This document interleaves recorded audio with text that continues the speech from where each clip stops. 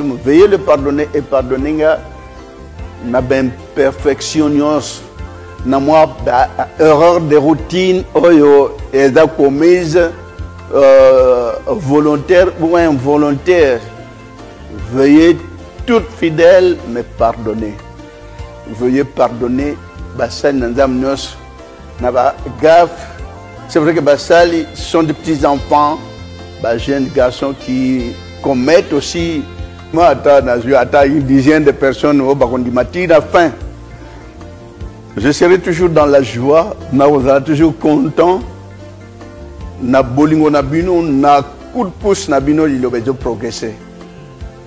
C'est vrai que mingi pe balembaka, c'est vrai que mingi bandimaka églisoté, ce n'est que normal, ça a été donné comme ça pour Bamoussous bandima. C'est pas tout le monde qui seront obligés à comprendre, à ndimela.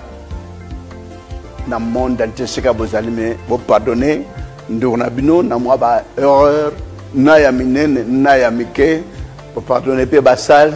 Na moi ko tambola ya bango moto na moto landanza minayo parce que lilobaye pote pesa kimia était ya kimia était ya amour, entente, harmonie parfaite un jour ezonga na mokili po bato bazonga de penser t'attacher à salila ki moto sa libre na choix na ye oyo bandi ba kolanda tikno suka. Merci beaucoup. Oyo pe ba kolanda tikno suka ko remercier toujours continuellement bino parce que le monde a toujours été comme ça.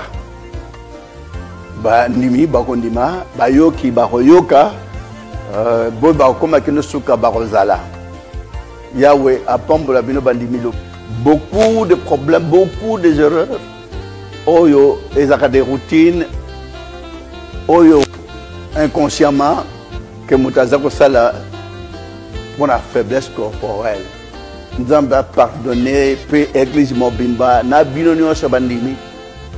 C'est vrai que tout le bagate que boya ibele parce que même na tangwa no batu bazaki na arche kaka 8 hein.